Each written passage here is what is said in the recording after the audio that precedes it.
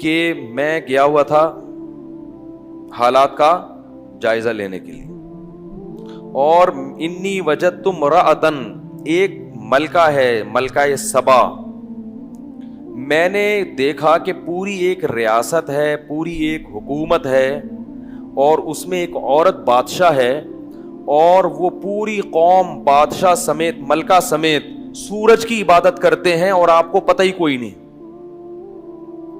یعنی آپ کی جنات پہ حکومت, ہواؤں پہ سروے ہو رہے ہیں پوری دنیا میں, آپ نے یہ عزم کیا ہوا ہے کہ میں اللہ کے دین کو نافذ کروں گا. کوئی چھوٹا موٹا گاؤں ہوتا, کوئی بستی ہوتی ہے بھائی, تو ہم کہتے چلو بھائی یہ رپورٹ میں نہیں آئی, ٹھیک ہے نا, گوگل میپ میں یہ دھندلی دکھائی دے رہی تھی تو پتہ نہیں چلا. لیکن ادھر تو پوری ایک, جیسے آپ کی ایک طاقتور حکومت ہے نا, ایسی ایک بہت بڑی پاور ہے, اور آپ کو پتہ ہی کوئی نہیں. یعنی یہ کیسے ہو سکتا ہے کہ اتنی بڑی ریاست ہو اور اس میں اللہ کا دین نافذ نہ ہو, اور وہ لوگ کھلے عام کس کی, اللہ کو چھوڑ کے کس کی عبادت کرتے ہوں, سورج کی. اصل میں مجھے پتا چلا تھا, میں اس کی رپورٹیں لینے گیا ہوا تھا.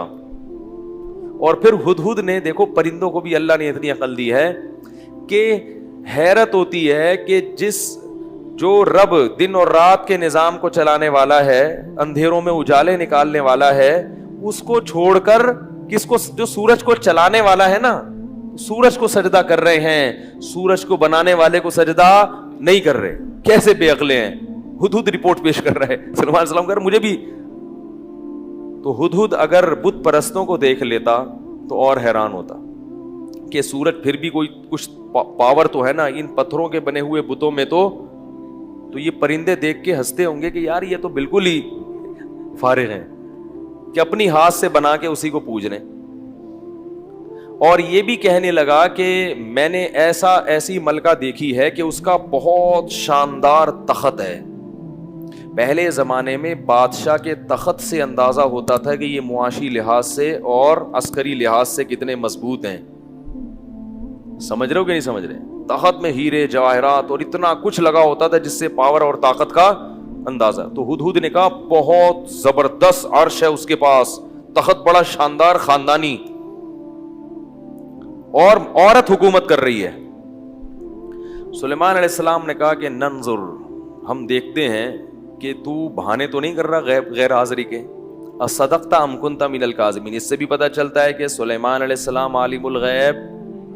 بولو بھائی, جتنا اللہ علم دے دیتا ہے اتنا پتہ چلتا ہے, جو نہیں بتاتا وہ پتہ نہیں چلتا. یہی ہمارا عقیدہ ہے نبی صلی اللہ علیہ وسلم کے بارے میں بھی. جو غیب کا علم اللہ نے نبی کو دے دیا اس میں آپ عالم الغیب ہیں, جو نہیں دیا اس میں آپ عالم الغیب نہیں ہیں. غیب کا علم ہے وہ علم جو اللہ نے دیا, جو نہیں دیا وہ نہیں ہے. تو کہا کہ میں دیکھتا ہوں کہ تو سچ بول رہا ہے, کیونکہ ہدہد لکھنا پڑھنا تو جانتا نہیں تھا.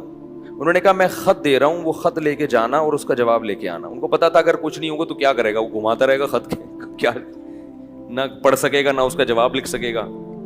آگے خط لے کے جاؤ. اب حضرت سلیمان علیہ السلام نے ملکہ سبا کو بڑا خاندانی خط لکھا.